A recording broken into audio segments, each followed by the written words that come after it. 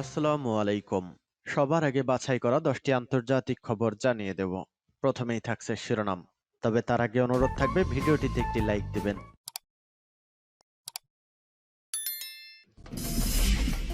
সংবাদের শুরুতেই জানিয়ে দিব সংবাদ শিরোনাম। চীনের শান্তি প্রস্তাব, কূটনৈতিক যুদ্ধে নামছে যুক্তরাষ্ট্র। এরপর জানিয়ে দিব মাঝ আকাশে চীনা যুদ্ধ বিমানের ধাওয়ায় পালালো মার্কিন উড়োজাহাজ। এরপর থাকছে ইসরায়েলে হামলা চালাতে সক্ষম ক্রুজ মিসাইল তৈরি করেছে ইরান।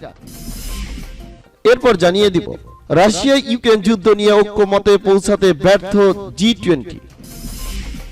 এবং জানিয়ে দেব সর্বশেষ শিরোনাম, ইরানকে যুদ্ধ বিমান দিচ্ছে রাশিয়া। এতক্ষণ শুনছিলেন সংবাদ শিরোনাম, এখন শুনবেন সংবাদের বিস্তারিত।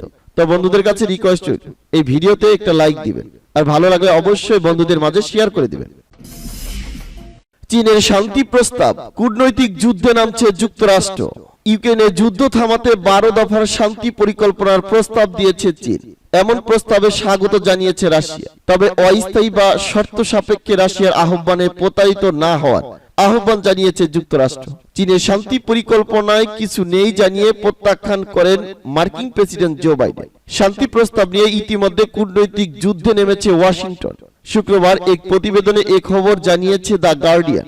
ইউক্রেন যুদ্ধের প্রথম বর্ষপূর্তিতে মার্কিন পররাষ্ট্রমন্ত্রী অ্যান্টনি ব্লিংকেন জাতিসংঘের নিরাপত্তা পরিষদের এক উচ্চ পর্যায়ের বৈঠকে বসেন।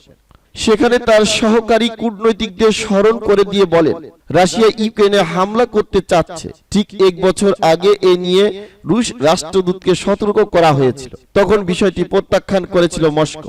ইউক্রেন যুদ্ধ বন্ধে শুক্রবার জাতিসংঘের সাধারণ পরিষদে দীর্ঘস্থায়ী শান্তি স্থাপন এবং রুশ সেনা প্রত্যাহারের একটি প্রস্তাব গৃহীত হয়।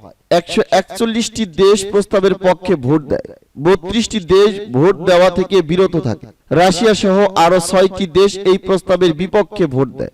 ওই দিনেই ইউক্রেন ইস্যুতে 12 দফার শান্তি পরিকল্পনার প্রস্তাব দেয় চীন।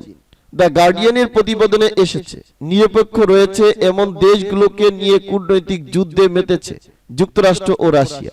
এর মধ্যে শান্তি প্রস্তাবকে সমর্থন না করা, বিরত থাকা অথবা ইউক্রেন রাশিয়ার আক্রমণকে সমর্থন করা। চীনের শান্তি প্রস্তাবে রাশিয়ার জন্য সুবিধা ছাড়া কিছুই নেই জানিয়ে প্রত্যাখ্যান করেন মার্কিন প্রেসিডেন্ট জো বাইডেন।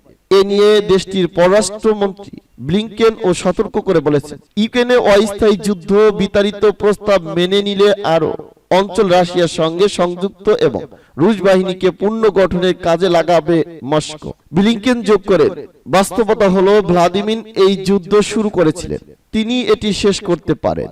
যুদ্ধ অবসানে রাশিয়া ও ইউক্রেনের মধ্যে শান্তি আলোচনার যে প্রস্তাব দিয়েছে চীন, তা প্রত্যাখ্যান করেছে পশ্চিমাদের সামরিক জোট ন্যাটো। জোটটির মহাসচিব চীনের শান্তি আলোচনার আহ্বানের খুব একটা বিশ্বাসযোগ্যতা নেই। এদিকে ইউক্রেনে সামরিক সহায়তা দিয়ে আগুনে জ্বালিয়ে দিচ্ছে বলে অভিযোগ করেছে রাশিয়ার মিত্র চীন। জাতিসংঘের সাধারণ পরিষদে চীনের উপরাষ্ট্রদূত দাই বিং বলেন, ইউক্রেন যুদ্ধের এক বছর নিষ্ঠুর ঘটনাগুলোর মধ্যে একটি। অস্ত্র পাঠানোর মধ্যে দিয়ে শান্তি আসতে পারে না, এই যুদ্ধ তার যথেষ্ট প্রমাণ। মাঝ আকাশে চীনা যুদ্ধ বিমানের ধাওয়ায় পালালো মার্কিন উড়োজাহাজ। মাঝ আকাশে মার্কিন নৌবাহিনীর একটি বিমানকে ধাওয়া দিয়েছে চীনা যুদ্ধ বিমান।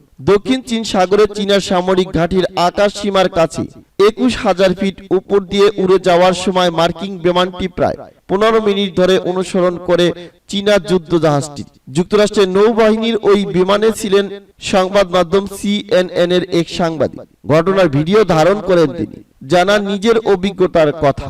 এক প্রতিবেদনে CNN জানান, দক্ষিণ চীন সাগরে চীনা সামরিক ঘাঁটির কাছেই 21,500 ফিট উচ্চতার রুটিন মাফিক টহল দিচ্ছিল মার্কিন নৌবাহিনীর P-8 পোসেইডন বিমান।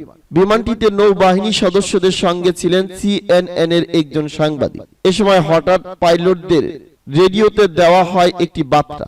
চীনা পিপলস লিবারেশন আর্মির পক্ষ থেকে সতর্কতা জানিয়ে বলা হয়, মাত্র 12 নটিক্যাল মাইল দূরেই চীনা সামরিক ঘাঁটি। দ্রুত মার্কিন উড়োজাহাজটিকে ওই অঞ্চল ত্যাগ করার নির্দেশ দেওয়া হয়।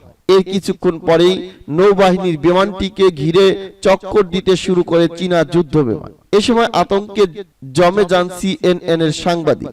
মার্কিন বিমানের পাইলট লেফটেন্যান্ট নিকি স্লোটার চীনা যুদ্ধ বিমানের সঙ্গে যোগাযোগের চেষ্টা করে ভিডিওতে বার্তা পাঠিয়ে জানান, চীনা আকাশ সীমায় প্রবেশ না করে পশ্চিম দিকে এগিয়ে যাবেন তারা। তবে এ বার্তার উত্তরে কিছুই জানায়নি চীনা যুদ্ধ বিমান। উল্টো টানা 15 মিনিট ধরে মার্কিন যুদ্ধ জাহাজটিকে অনুসরণ চালিয়ে যায়। এক পর্যায়ে চীনা সামরিক ঘাঁটি থেকে অনেকটাই দূরে সরে গেলে চীনা বিমানটিও অনুসরণ থামিয়ে ফিরে যায়। নিজের অভিজ্ঞতার কথা জানিয়ে CNN এর এই সাংবাদিক জানান, দক্ষিণ চীন সাগরে ক্রমেই উত্তেজনা বাড়ছে। অঞ্চলটিতে চীনা সামরিক ঘাঁটি করায় যুক্তরাষ্ট্রের বিমানের সঙ্গেও প্রায় ঘটেছে ধাওয়া পাল্টা ধাওয়ার ঘটনা। ইসরায়েলে হামলা চালাতে সক্ষম ক্রুজ মিসাইল তৈরি করেছে ইরান। ইরান 1650 কিলোমিটার পাল্লার ক্রুজ মিসাইল তৈরি করেছে। দেশটির রেভলিউশনারি গার্ড বাহিনীর শীর্ষ কমান্ডার শুক্রবার এই কথা জানিয়েছে। ইউক্রেন যুদ্ধে ইরানি ড্রোন ব্যবহার নিয়ে এমনিতেই উদ্বিগ্ন পশ্চিমারা। নতুন এই ক্রুজ মিসাইল এখন ইরান নিয়ে তাদের উদ্বেগকে আরো বৃদ্ধি করবে। নতুন এই মিসাইল দিয়ে ইরান থেকে ইসরায়েলের যে কোনো স্থানে হামলা চালানো সম্ভব হবে। খবরে জানানো হয়, রেভলিউশনারি গার্ড বাহিনীর অ্যারো স্পেস ফোর্সের প্রধান আমির আলী হাজিজাদে ইরানের রাষ্ট্রীয় টিভিতে নতুন এই মিসাইলের ঘোষণা দিয়েছে। তিনি বলেন, আমাদের 1650 কিলোমিটার পাল্লার ক্রুজ ক্ষেপণাস্ত্রটি এরই মধ্যে ক্ষেপণাস্ত্র ভান্ডারে যুক্ত করা হয়েছে। ওই ক্রুজ মিসাইলের একটি ফুটেজও প্রকাশ করেছে টেলিভিশন।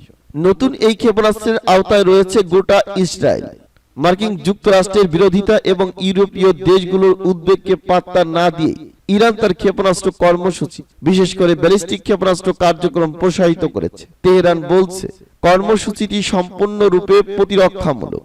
গত নভেম্বরে পেন্টাগন বলেছিল যে ইরান একটি হাইপারসোনিক ব্যালিস্টিক ক্ষেপণাস্ত্র তৈরি করেছে। এদিকে ইরানের ধৈর্য পরীক্ষা করার ব্যাপারে ইউরোপকে হুঁশিয়ারি দিয়েছেন হাজিজাদে।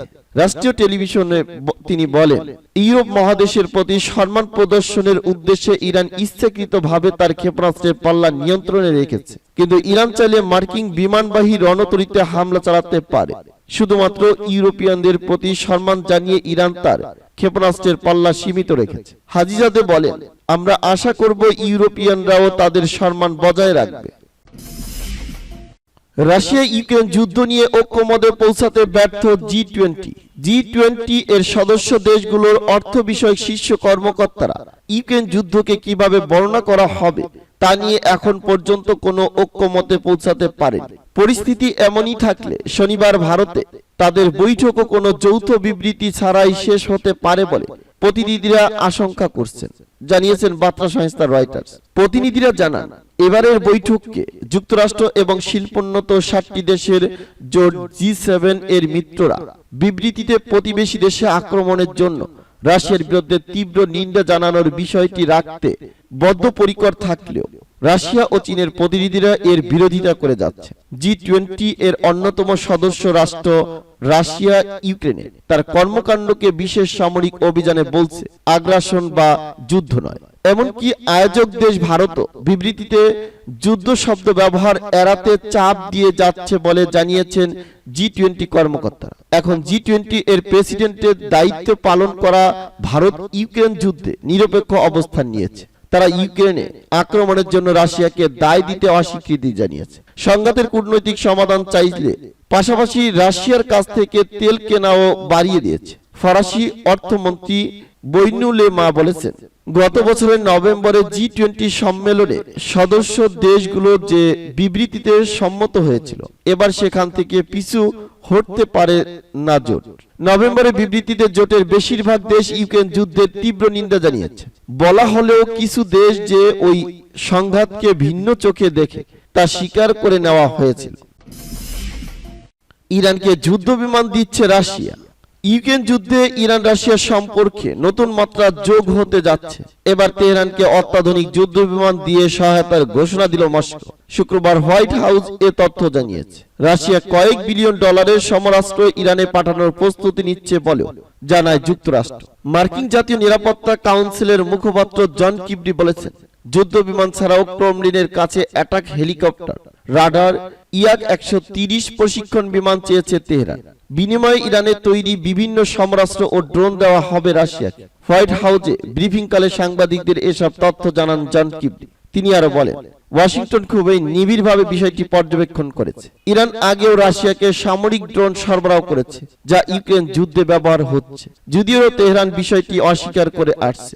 গত নভেম্বরে রাশিয়াকে এসব ড্রোন দিয়েও ইরান বলছে এগুলো মস্কোকে দেওয়া হয়েছে 2022 সালের 24শে ফেব্রুয়ারি বিশেষ সামরিক অভিযান চালানোর অনেক আগে। কিন্তু ইউক্রেন ও তার পশ্চিমা মিত্ররা দাবি করছে কিয়েভে ইরানের তৈরি অসংখ্য আত্মঘাতী ড্রোন শাহেদ ও ক্রুজ মহারাজের 6 ভূপাতিত করা হয়েছে।